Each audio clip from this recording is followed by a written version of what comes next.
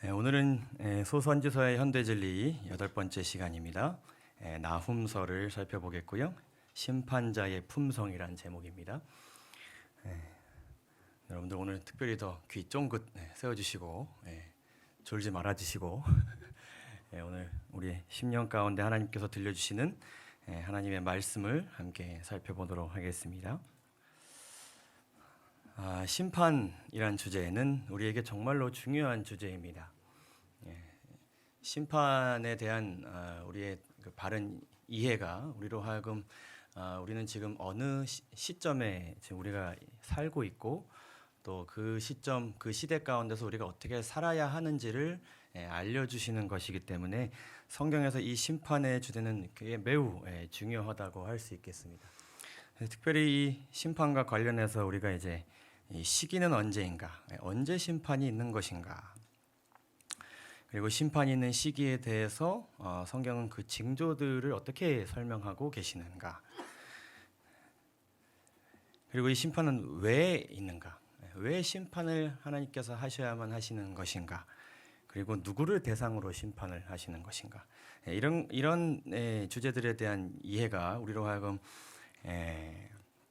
시대를 바라보는 우리의 마음과 생각을 변화시킵니다. 가장 중요한 것은 누가 이 심판 가운데서 정죄를 받고 누가 또 옹호를 받을 것인가, 누가 살아남을 것인가, 중요한 주제죠. 그리고 이 심판 후에는 어떤 일들이 있게 되는가. 근데 이러한 주제들에 대해서 우리는 이제 다니엘과 요한계시록의 말씀을 통해서 특별히 자세히 우리가 깨달아 알 수 있습니다. 근데 제가 이제 최근에 이 소선지서와 더불어서 이 선지서의 말씀을 제가 이제 많이 좀 읽고 있습니다. 근데 이 말씀들이 이제 대부분 멸망 직전의 시대를 이제 다루고 있기 때문에 지금 이 마지막 시대에 우리에게 주는 굉장히 중요한 메시지를 우리에게 보내주고 있는데, 특별히 이 선지서의 내용을 우리가 살펴보게 되면은 이 심판을 받는 대상에 대한 심판하시는 분의 마음과 품성을 우리가 깊이 들여다볼 수 있게 됩니다. 언제 심판을 하시고 누구를 위해서 심판하시고 누구를 살리신다고 하나님께서 말씀하셨는데 그 과정을 인도하시는 하나님의 마음을 우리가 들여다볼 수 있는 것이죠. 그래서 우리가 선지서, 특별히 소선지서의 언어나 그 표현 방식들이 때로는 조금 난해할 때도 있고 좀 강할 때도 있고요. 우리 마음 가운데 조금 이렇게 긴가민가한 생각들을 줄 때도 있는데, 그 내용들을 통해서 하나님께서는 심판을 받는 대상들을 이렇게 생각하시는구나, 이렇게 안타까워하시는구나, 이렇게 깨닫기를 간절히 바라시는구나라는 그 마음과 품성을 우리가 알 수 있게 됩니다. 그런 의미에서 이 소선지서의 탐구는 우리에게 매우 중요하다고 할 수 있겠습니다. 그래서 오늘 이제 이어서 이 나훔서를 살펴보도록 하겠습니다. 이 나훔서 또한 저도 이렇게 사실 깊게 이렇게 읽어봤던 책은 아니었습니다. 이번 계기로 해서 제가 나훔서에 관련된 책들도 많이 좀 읽어보고 또 이 나훔서를 오래 깊이 묵상하면서 마음에 참 큰 깨달음과 또 감동이 있게 되었습니다. 이 시간 함께 나누려고 하는데요. 나훔서 1장 1절 이렇게 시작합니다. 니느웨에 대한 중한 경고, 곧 엘고스 사람 나훔의 묵시의 글이라. 자, 이 나훔이란 선지자의 이 이름의 뜻은 위로를 받은 자란 의미입니다. 그래서 이 나훔이란 나훔서라는 이 책은 심판을 받는 어떤 대상들에게는 굉장히 위로가 되는 책이 됩니다. 자, 이 책은 간단하게 정리하면 아수르의 수도 니느웨에 임박한 멸망에 대한 묵시입니다. 묵시. 여러분, 묵시가 무엇인지 아십니까? 묵시.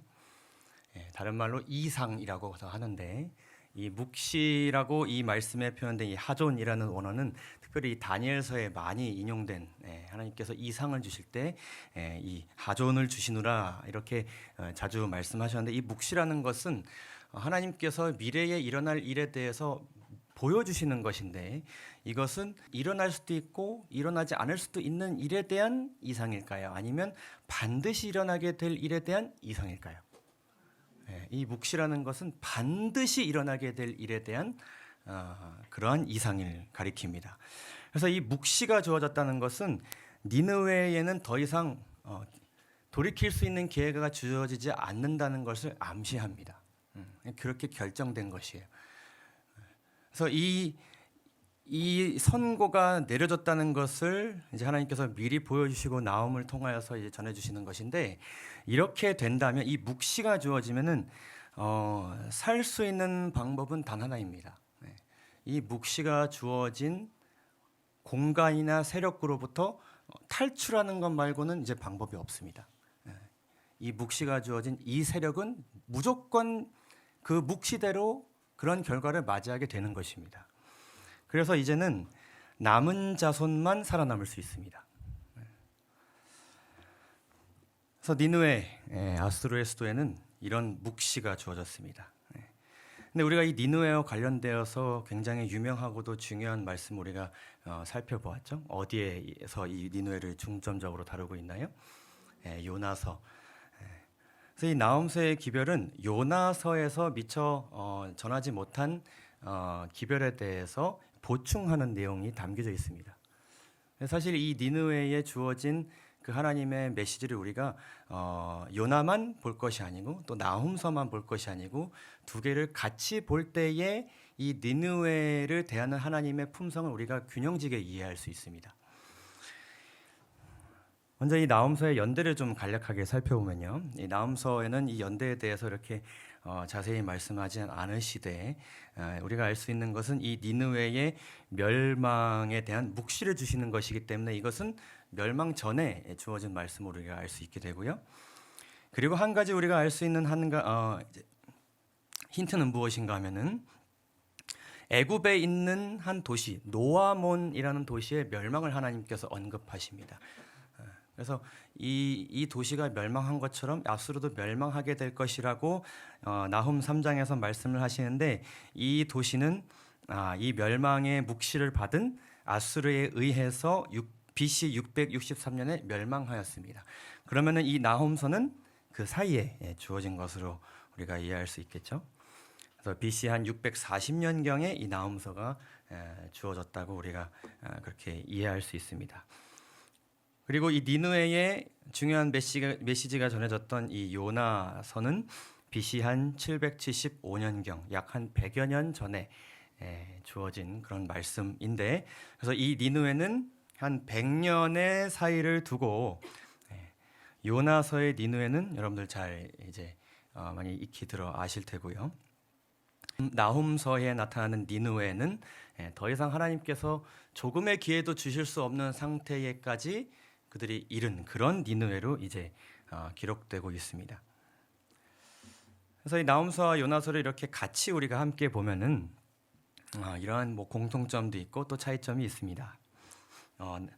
하나님의 그 회개의 기별을 전한 선지자 요나서에서는 요나가 불순종하였지만은 나홈서에서 나홈은 순종했고요. 대신 그 기별을 받는 백성들이 요나서에서는 그들의 잘못된 길을 돌이켜서 회개했고 또 순종했고, 나홈서에서는 그들이 이것을 받아들이지 않았습니다. 그렇게 되었을 때에 이 요나서의 기별은 백성들에게 구원의 기별이 되었지만 나홈서에서는 멸망의 기별이 되었습니다. 사실 그 내용은 그렇게 다르지 않습니다. 요나가 그 니느웨에서 전한 그 메시지는 어떻게 될 것이다 간략하게 전했습니까? 너희가 멸망을 받게 될 것이다. 그러나 그 메시지가 이렇게 다르게 적용됐습니다. 그러면서 이 두 책은 하나님의 품성의 그 양면을 각각 강조하고 있습니다. 이 요나서에서는 하나님의 사랑과 자비하심과 노하기를 더디하시는 하나님의 품성을 강조하고 있습니다. 하나님께서 오래 참으셨기 때문에 그들이 구원받을 수 있는 기회를 얻게 되었고, 회개하게 되었을 때에 그 하나님의 자비하심으로써 멸망을 피하는 은혜를 얻게 됩니다.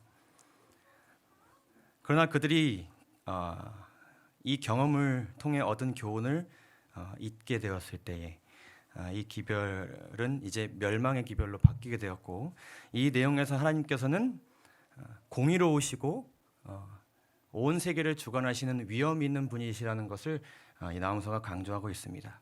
그래서 우리가 나홈서만 읽게 되면 하나님께서 굉장히 무시무시한 분으로 보여집니다. 이 니느웨라는 성에 어떻게 이렇게까지 하실 수 있을까?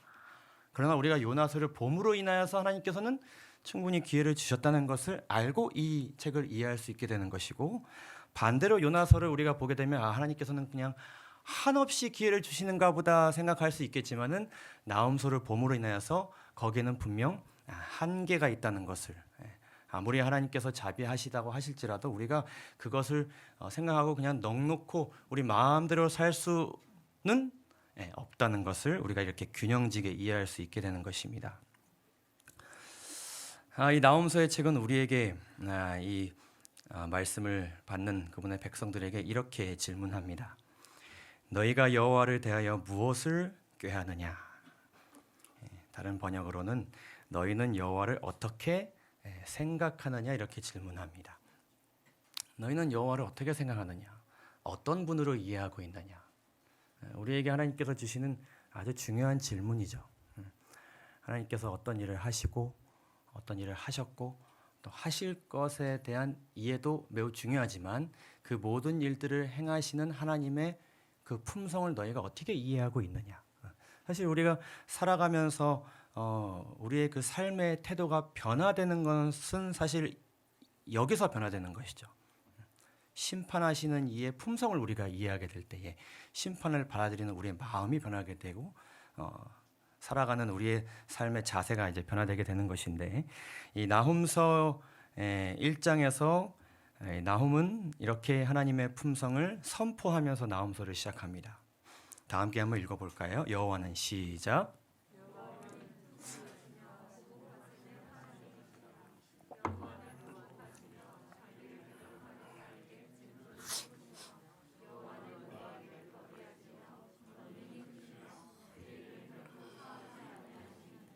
아멘. 네, 말씀드린 것처럼 심판하시는 분의 품성에 대한 선포로 시작됩니다. 심판하시는 분의 품성은 이런 것입니다. 우리가 그것을 기억해야 됩니다라고 선포하는 것이죠. 그래서 여기 이 말씀에 강조된 하나님의 품성, 성품은 환난 중에 낙심한 그분의 백성들에게는 위로, 나훔이 되고 정죄받을 니느웨에게는 경고와 두려움이 될 것입니다. 근데 이 말씀에서 우리가 이제 죄인을 결코 사하지 아니하시느니라, 마음에 좀 부담이 되는 그런 말씀이죠.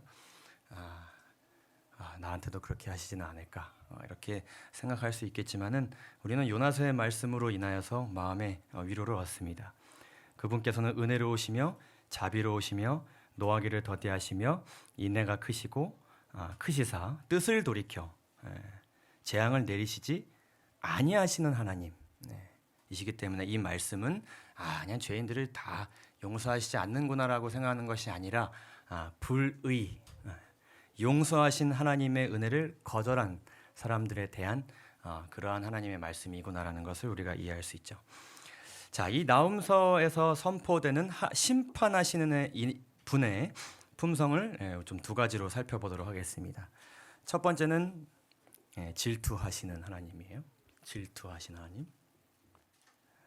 질투라는 감정을 여러분 느끼신 적이 있으십니까?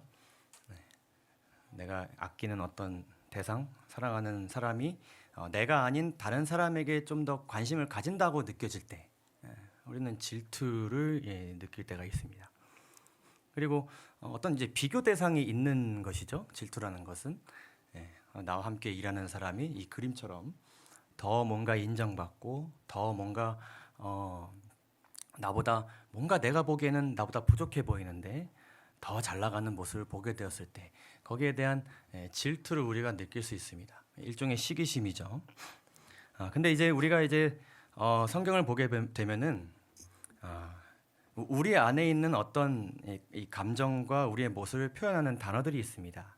근데 그 단어로 하나님의 품성 또한 이제 표현되게 될 때에 우리가 이런 생각을 할 수 있어요. 하나님도 이런 것을 느끼시는구나. 근데 우리가 이런 것을 느낄 때는 사실 굉장히 주의할 필요가 있습니다. 하나님의 품성의 어떤 부분을 인간의 언어로 표현한다는 것은 거의 불가능한 일입니다. 그럼에도 불구하고 이 성경의 저자들이 그것들을 전달하기 위해서 선택한 단어들이 있는 것인데, 그 선택한 단어의 그 개념이 내가 살아가는 모습 속에서 보여지는 것과 비슷하다 할지라도 하나님의 품성을 우리의 품성과 동일시할 수 있습니까? 그렇게 할 수는 없습니다. 그래서 이런 것들에 대한 이해가 우리가 이제 필요하죠. 하나님께서 질투하신다는 것은 어떤 의미인가? 인간이 질투하는 것은 이런 질투입니다. 창세기 30장 1절에서 야곱의 아내 라헬이 자기가 야곱에게 아들을 낳지 못함을 보고 그 형, 이 단어는 이제 나보다 나이가 많은 형제를 이제 꾸미는 말인데 언니라고도 이제 번역될 수 있습니다. 그 언니 이제 레아죠. 그 레아는 자녀를 굉장히 많이 낳았습니다. 근데 그 모습을 보고 이 라헬이 어떻게 했다고요? 투기하여, 다른 말로 질투하여서 야곱에게 이르되 나로 자식을 낳게 하라. 그렇지 아니하면 내가 죽겠노라. 이 질투가 라헬로 하여금 더 이상 살 가치가 없다고 느껴질 정도로 굉장히 큰 고민과 걱정 가운데 있었음을 우리가 보게 됩니다. 그러나 이것은 더 인정받고 더 가지고 싶고 더 대우받고자 하는 인간의 이기심에서 나오는 것이기 때문에 이 질투를 하나님의 질투가 동일시할 수는 없습니다. 우리가 하는 질투는 죄된 본성에서 나오는 것이기 때문에. 그래서 아까 말씀드린 것처럼 하나님께서는 우리와 같이 질투하시는 것이 아니라 하나님의 품성의 어떤 부분이 질투라는 단어로 표현된 것입니다. 하나님께서 하시는 이 질투를 우리가 무엇을 보면 잘 이해할 수 있냐면 이 십계명의 말씀을 통해 우리가 잘 이해할 수 있습니다. 너는 나 외에는 다른 신들을 내게 있게 말지니라. 하나님께서 그분께서 구원하신 백성들에게 주시는 요구사항입니다. 너를 위하여 새긴 우상을 만들지 말고 또 위로 하늘에 있는 것이나 아래로 땅에 있는 것이나 땅 아래 물속에 있는 것에 아무 형상이든지 만들지 말며 그것들에게 절하지 말며 그것들을 섬기지 말라라고 요구하시면서 하나님께서 말씀하시기를 너희들이 내가 아닌 다른 신을 너희들 마음 가운데 품게 될 때에 나는 질투를 느끼는 하나님이라 이렇게 말씀하십니다. 나 여호와 너의 하나님은 질투하는 하나님인즉 그리고 말씀하시기를 나를 미워하는 자의 죄를 갚되. 이 순서는 우리가 아까 살펴보았던 나훔서 1장 2절의 말씀과 이제 같은 순서입니다. 너희 여호와는 질투하신 하나님이요 보복하시는 하나님이시로다. 나를 미워하는 자의 죄를 갚되. 하나님께서 그렇게 하신다는 말씀이죠. 아비로부터 아들에게로 3, 4대까지 이르게 하거니와 나를 사랑하고 내 계명을 지키는 자에게는 1000대까지 은혜를 베푸느니라. 여러분 이 말씀을 보시게 되면은 하나님께서 우리에게 요구만 하고 계십니까? 이 말씀에는 우리에게 하나님께서 주시는 요구 사항도 있지만은 그분께서도 지키시겠다고 하시는 약속과 결심이 같이 들어 있습니다. 우리가 십계명을 이해하게 될 때에 이 십계명 하나님께서 우리에게 주신 명령이야라고 단순히 이해해서는 사실 안 됩니다. 이것은 우리가 이번 주 교과를 통해 살펴본 내용이죠. 쌍방의 언약. 우리도 하나님 앞에 맹세해서 그렇게 살기로 결심해야 되지만 하나님께서도 그렇게 하시는 것이죠.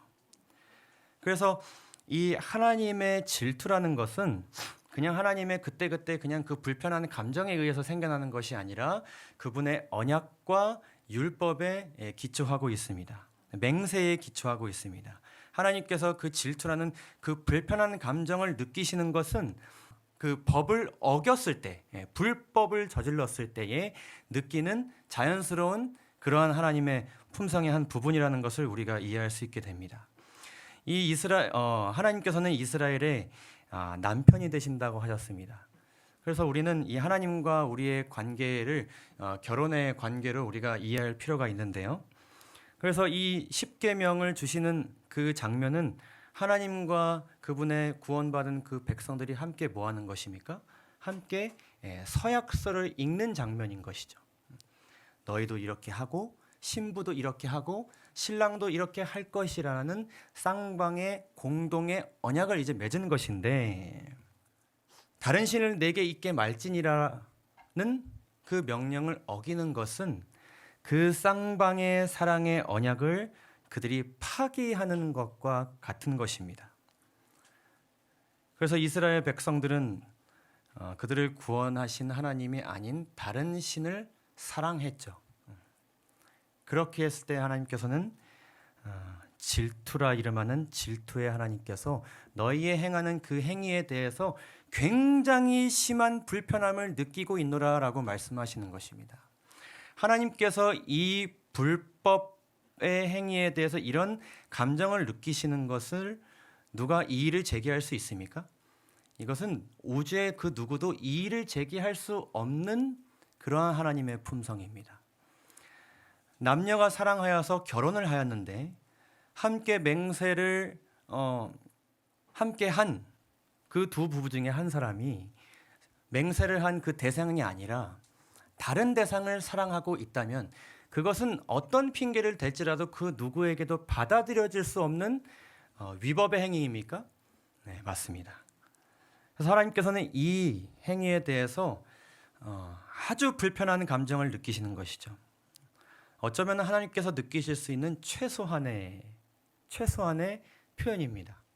원래는 더 불편하시고 더 진노하셔야 마땅하지만 하나님의 그 오래 참음이 이렇게 가득 담겨 있는 그런 표현입니다. 질투라는 것은요. 그래서 우리가 지난번에 살펴봤던 그 호세아서 하나님이 아닌 다른 대상을 사랑한 그 행위에 대해서 하나님께서는 행음한다라고 표현하였습니다. 간음이라고 표현하는 것이죠.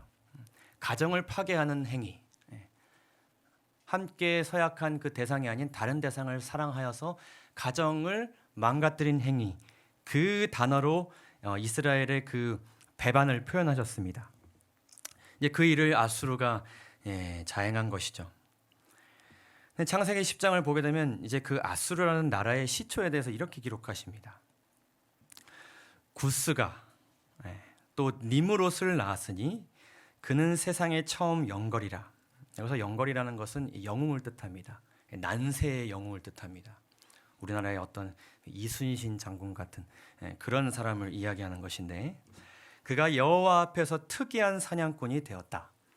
근데 여기서 여호와 앞에서라는 것은 이렇게 여호와 앞에서 이렇게 섬김을 맹세하는 것이 아니라 여호와 앞에 담대히 이렇게 나아가는 것을 뜻합니다. 이게 도전하는 것이죠. 이게 대적한다라고도 볼 수 있겠습니다. 그래서 이 사냥꾼, 이 니므롯이라는 사람은 인간을 대표해서 하나님을 대적한 영웅입니다. 이런 사람이 속담에 이르기를 아무는 여호와 앞에 니므롯 같은 특이한 사냥꾼이로다 하더라 하면서 그가 이제 나라를 세우고 도시를 건설하는데 그 중에 일부가 무엇이었냐면은 바벨론 그리고 아수르 그리고 아수르의 수도 니느웨였습니다. 그래서 이 아수르라는 나라는 사실 시초부터가 하나님을 대적하는 뿌리에서 나온 세력입니다. 그래서 어쩌면은 이 나라 자체가 전통적으로 하나님을 대적하기로 선택한 그런 민족인 것이죠. 그래서 어떻게 보면 하나님의 백성들에게는 정말 이 노아 홍수 이후 초기의 역사부터 경계해야 되고 끊임없이 그들을 괴롭힌 그런 정말 불편하고 정말 하나님의 백성들을 힘들게 한 그런 민족들이었는데 그런 민족에게 하나님께서 기회를 주신 것입니다. 선지자를 통하여서요. 회개의 기회를 주신 것이죠. 돌이킬 수 있는 기회. 그 긴 뒤에 이전의 역사를 이제 바꿀 수 있는 기회를 이제 허락하신 것인데 그들이 다시 한번 하나님께서 그 주신 기회를 잊어버리고 그 이전에 행했던 죄로 그들이 다시 돌아가게 됩니다. 나 여호와가 내게 대하여 명하였나니 내 이름이 다시는 전파되지 않을 것이다.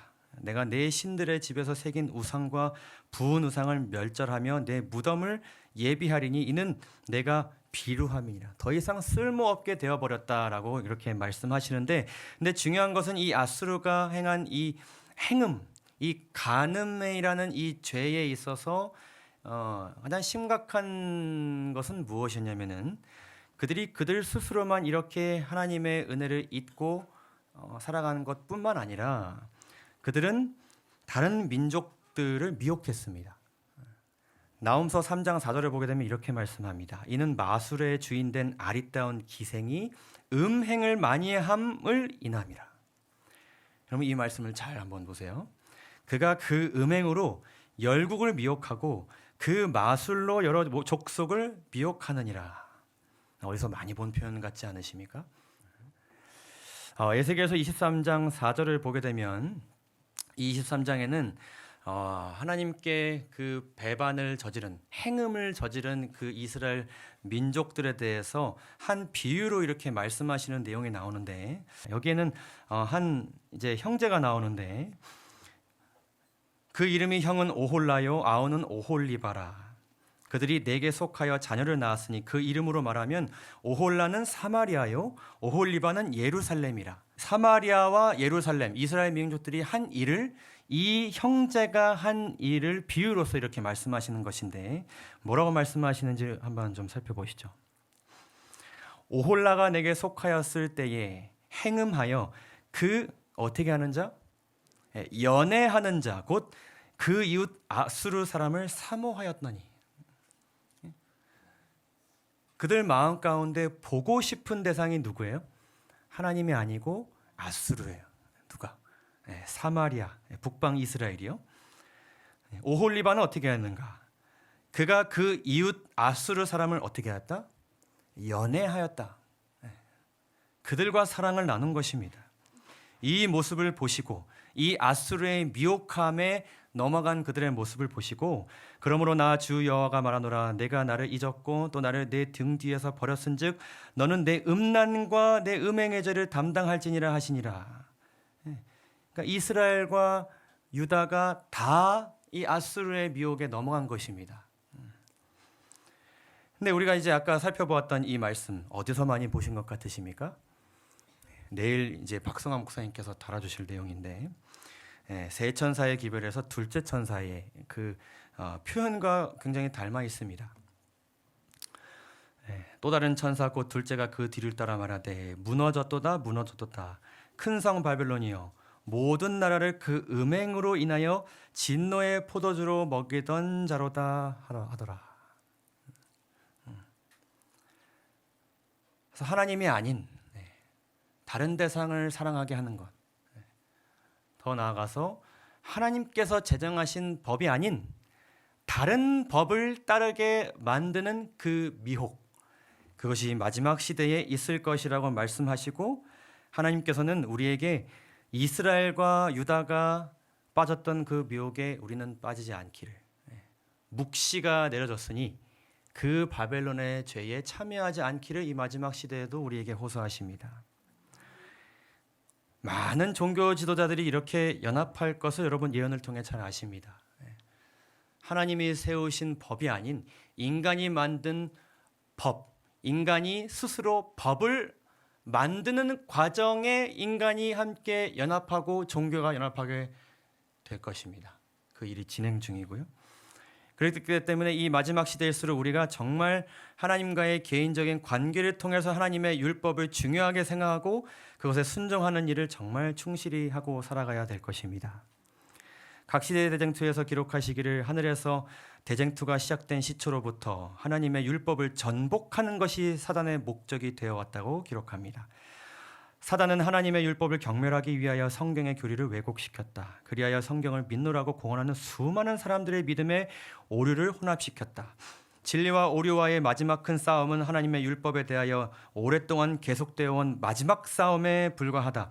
우리는 지금 이 싸움, 곧 사람의 율법과 여호와의 계명 간의 싸움, 성경의 기초를 둔 종교와 우화와 유전의 기초를 둔 종교와의 싸움에 참가하고 있다.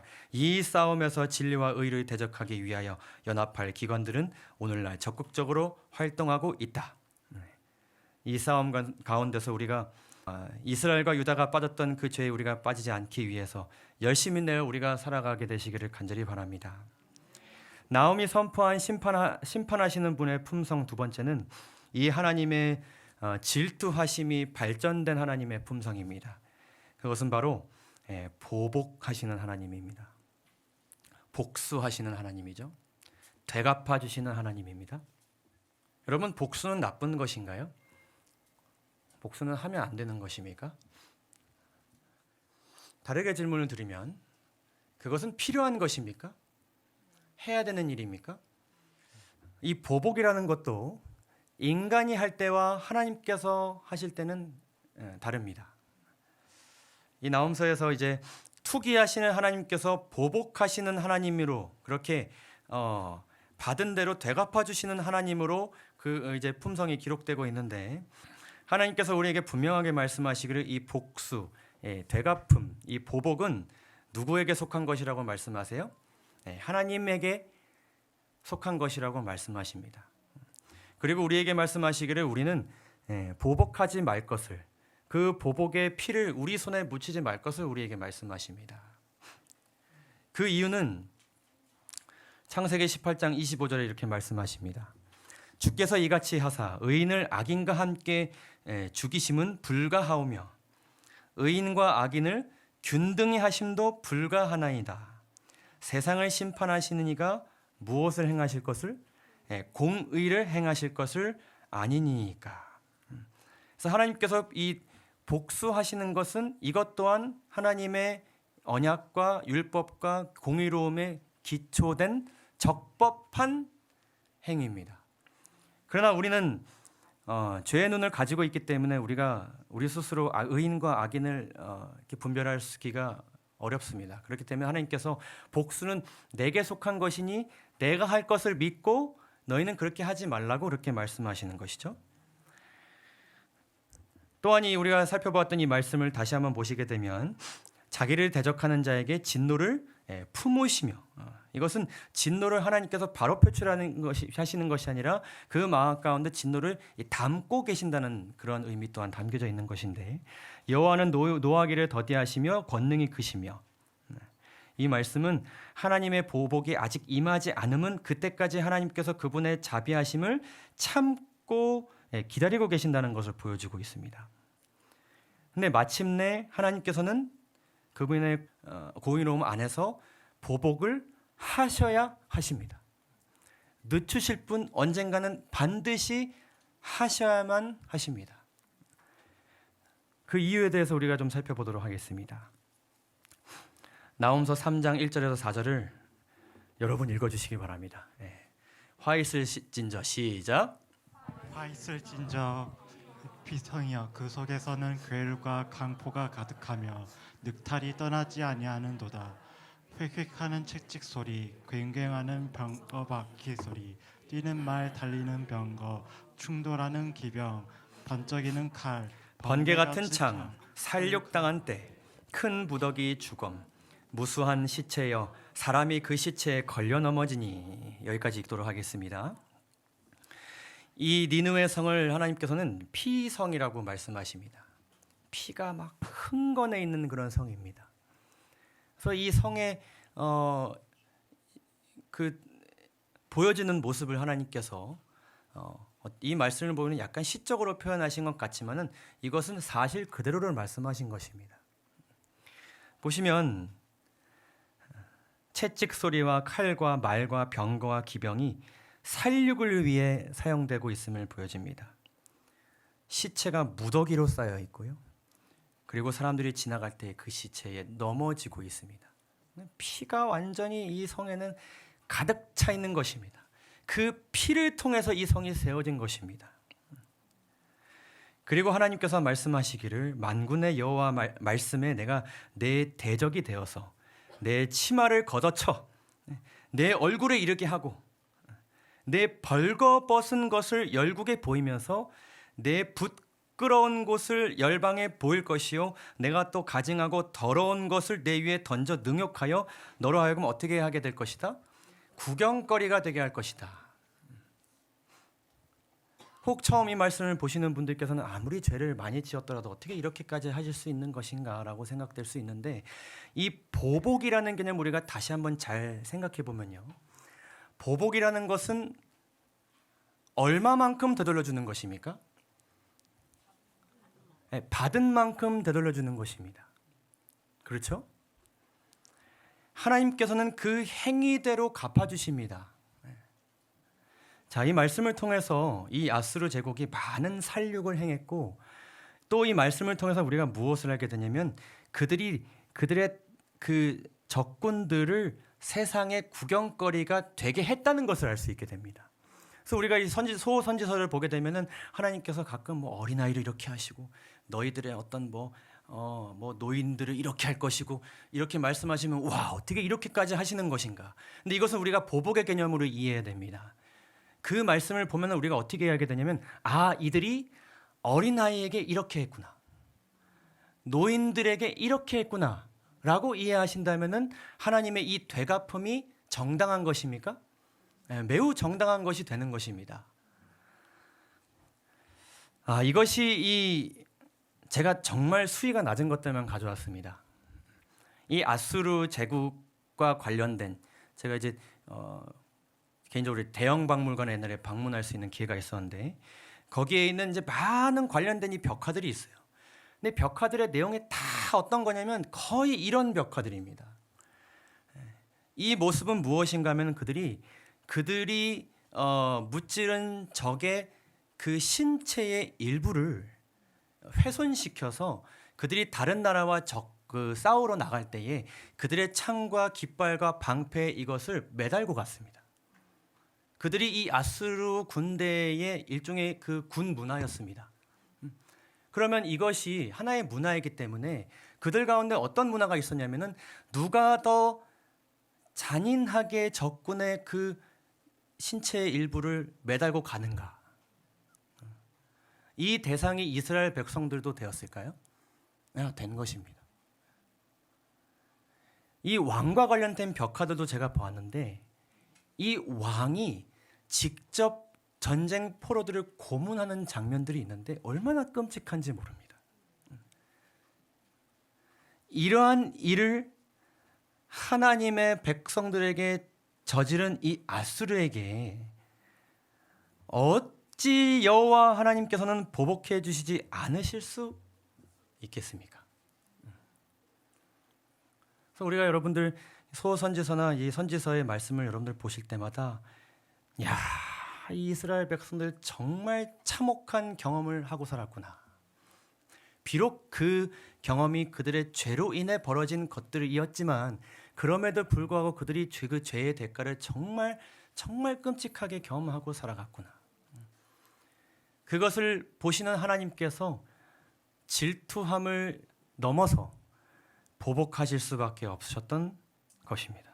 이것은 우리가 인간적으로 이 하나님의 이 심판하시는 모습에 대해서 아무리 우리가 오해하고 곡해할지라도 우주의 어떤 존재도 하나님의 이 보복하심에 대해서 이의를 제기할 수 없습니다. 이것은 합당한 것이고 반드시 해주셔야 하는 그런 일인 것이죠. 이 일이 마지막 시대에도 일어날 것이고 필요합니까? 반드시 필요합니다. 하나님께서는 계시록 말씀을 통하여서 이 마지막 심판이 하나님의 말씀과 저희의 가진 증거를 인하여 죽임을 당한 영혼들, 피를 흘린 자들을 신원하여 주시는 그 목적 때문에 마지막 심판을 하셔야 한다고 하나님께서 말씀하셨습니다. 그래서 비로소 하나님께서 그 억울함을 되갚아 주셨을 때 하늘과 성도들과 사도들과 선지자들이 심판하시는 하나님, 보복하시는 하나님으로 인하여서 즐거워하게 될 것입니다. 하나님이 너희를 신원하시는 심판을 그에게 하셨음이라. 가로되 큰 성 바벨론이 이같이 몹시 떨어져 결코 다시 보이지 아니하리로다. 그래서 이 말씀은 하나님의 백성들에게 나훔, 위로가 되는 것입니다. 이 나훔 선지자는 그분의 백성들에게 이렇게 호소합니다.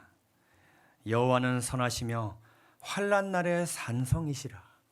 피난처이시라. 그는 자기에게 의를 하는 자들을 아시느니라. 다른 번역에 의하면 하나님을 피난처로 삼는 자를 그분이 알고 계신다 이렇게 말씀합니다. 이 말씀 여러분들에게 위로가 되십니까? 네. 제가 이 말씀을 읽으면서 많은 감동을 받았습니다. 그러면서 제 자신을 이렇게 생각해 보면서 나는 얼마나 죄에 대해 질투하시고 보복하시는 하나님을 필요로 하는가라고 생각해 보게 되었습니다. 여러분, 세상을 살아가면서 어떤 사람들이 하나님의 이 보복하심을 간절히 사모할까요? 그것은 많이 당한 사람이 보복하시는 하나님을 찾게 될 것입니다. 많이 당해야 알게 되지 않겠습니까? 제가 예전에 제 친구 중에 굉장히 불의를 못 참는 친구가 하나가 있는데 직장 내에 좀 제 상사와의 어려움을 이렇게 고백했더니 그 친구가 갑자기 격한 화를 내면서 내가 가가지고 뭐 어떻게 해주겠다는 식으로 얘기를 하길래 그 정도는 아닌데 내가 상사로부터 당한 것은 뭐 그 정도는 아닌데 우리가 우리 스스로 좀 던져봐야 돼야 할 질문은 바로 이것입니까? 우리가 죄와 사단과 그 죄가 만든 결과들에 의해 얼마나 많이 당하고 사는가? 그 당함을 얼마나 내가 인지하고 있는가? 죄와 더불어 사는 삶이 힘들지만 살만한 삶이라면 굳이 이렇게까지 보복하실 필요가 있을까라는 생각을 우리가 가질 수도 있습니다. 비록 우리가 살아가는 지금 이 대한민국이라는 이 환경이 정말 뭐 아프리카나 중동처럼 정말 피를 흘리면서 신앙해야 되는 그런 곳은 사실 아닙니다. 그러나 우리가 이곳에서 살면서 사실은 그 상황들도 굉장히 힘든 상황들이겠지만 우리 생활 가운데 우리 마음 가운데 있는 그 죄된 습관 하나 고치는 것조차도 쉽습니까? 굉장히 때로는 불가능의 영역처럼 느껴질 때가 많이 있어요. 죄가 만든 것이죠. 그것을 하나님께서 많이 자유케 하실 수 있으시고 변화시켜 주실 텐데 그 하나님만큼의 그 죄에 대한 불편한 마음을 나는 가지고 있는가? 싸우고 있는가? 투쟁하고 있는가? 하나님을 필요로 하고 그분을 얼마나 내가 절실히 찾고 있는가? 그것을 우리가 경험하게 된다 그러면 우리는 질투하시고 보복하시는 하나님의 은혜를 그 위로하심을 우리가 경험하게 될 것입니다. 가려 뽑은 기별을 보게 되면 굉장히 흥미로운 이런 표현이 나옵니다. 주님께서는 질투하는 관심으로 당신을 찾는 자들을 보호하신다. 이게 과연 무슨 의미일까? 정확한지는 잘 모르겠습니다. 그러나 제가 기도하면서 이 단어를 여러 번 곱씹어 보니까 비록 우리도 죄인이고 사실은 우리도 멸망당해야 할 그런 존재들이지만 하나님 믿어보겠다고 그 죄와 씨름하는 그 모습, 죄에 의해 불편해지고 힘들게 살아가는 그 모습을 보면서 하나님께서 이 질투, 이 불편한 마음을 가지고 계신 것을 표현한 것은 아닐까. 저 죄가 저 영혼을 저렇게 망가뜨리고 있는데 나를 찾아야 하는데 얼마나 힘들까. 더 씨름해야 되는데 더 나를 간구해야 하는데 그런 관심으로 우리를 찾으시고 또 보호하시는 것을 표현한 것은 아닐까. 이렇게 생각해 보게 되었습니다. 사단의 종들이 그분 주님의 백성에게 속한 권리를 박탈하려고 애쓰는 것만큼 하나님께서 가증히 여기시는 것은 없다. 주님께서는 당신의 백성을 저버리지 않으셨다. 사단은 주님의 백성들이 범한 과오들을 지적하면서 저들이 과오로 말미암아 하나님에게 분리되었다는 것을 믿게 하려고 노력하고 있다.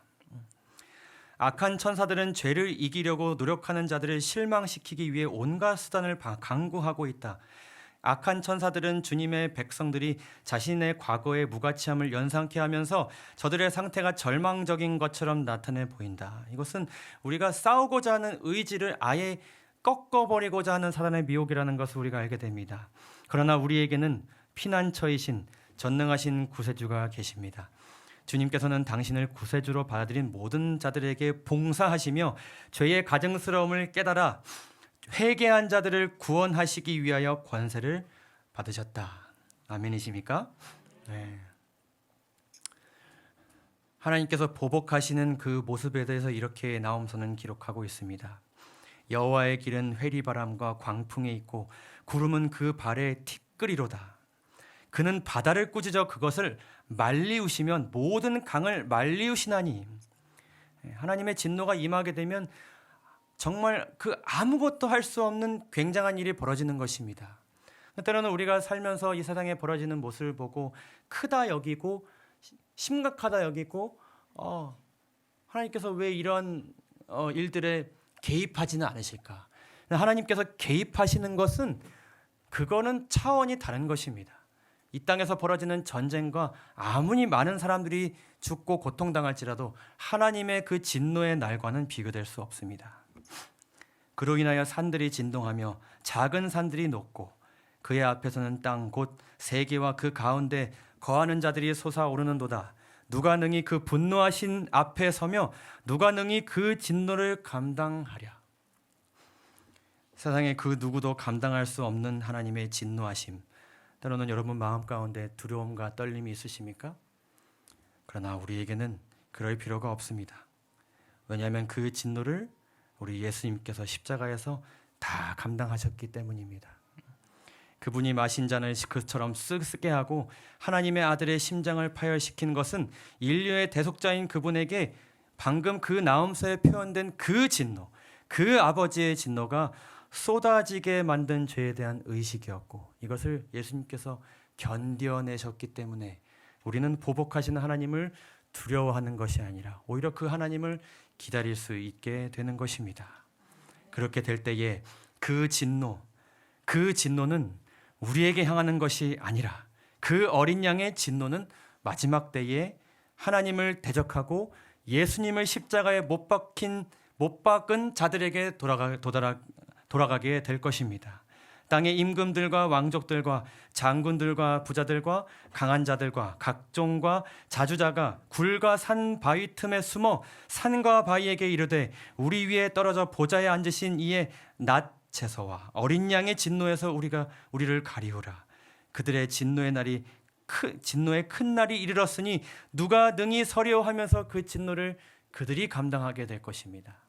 여러분이 마지막 시대에 보복하시는 그 되갚아 주시는 하나님을 기다리시면서 피난처이신 하나님을 찾으시면서 이 마지막 시대를 잘 승리해 나가면서 살게 되시기를 간절히 소망하면서 오늘 말씀을 마치도록 하겠습니다.